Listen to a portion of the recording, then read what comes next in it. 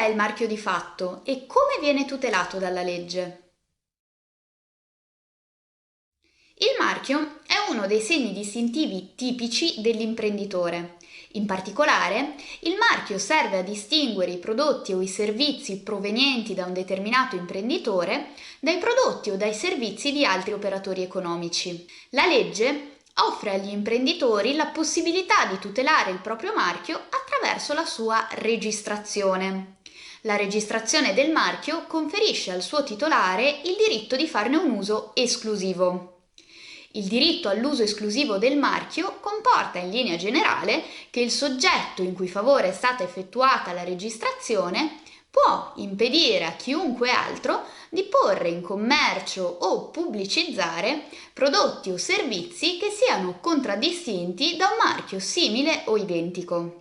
Anche se la registrazione del marchio costituisce l'unico strumento che garantisce al suo titolare un diritto di esclusiva, alcuni diritti connessi al marchio non sono legati alla sua registrazione, ma sorgono attraverso il semplice uso di fatto del segno da parte del suo titolare.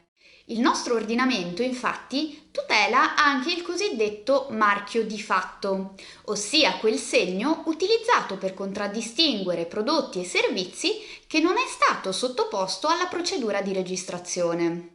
La tutela del marchio di fatto si ricava indirettamente da due disposizioni di legge, l'articolo 2571 del Codice Civile e l'articolo 12 del Codice della Proprietà Industriale, e si differenzia a seconda che il marchio sia generalmente noto o abbia notorietà esclusivamente locale.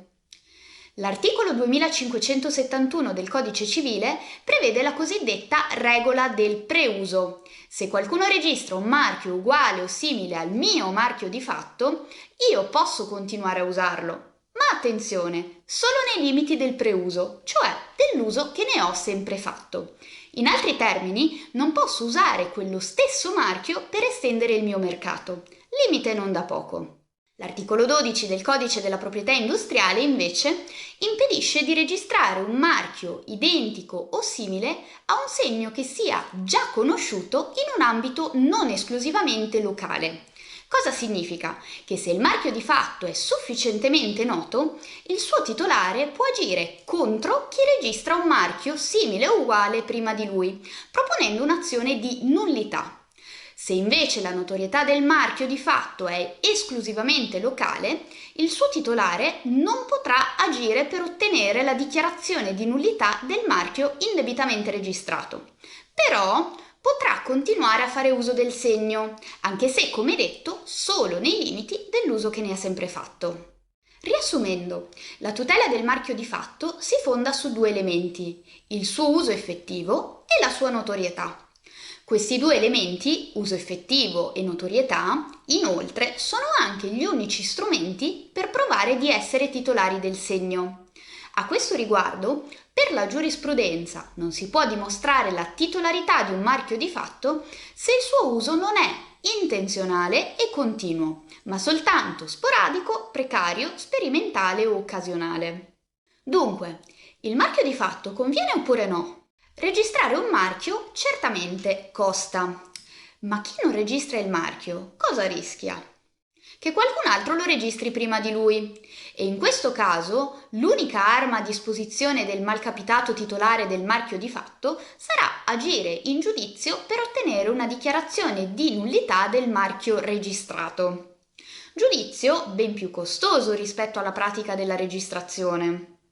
Senza contare che l'ancora più malcapitato titolare di un marchio di fatto che ha notorietà esclusivamente locale non potrà fare altro che subire l'utilizzo del segno da parte di colui che ha avuto la prontezza di precederlo nella registrazione.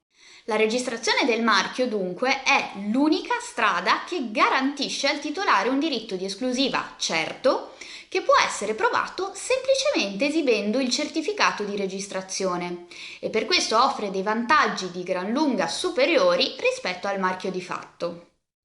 Iscrivetevi al nostro canale, abbiamo un'intera playlist dedicata al diritto commerciale. Per maggiori informazioni visitate il nostro sito web e seguiteci sui social media.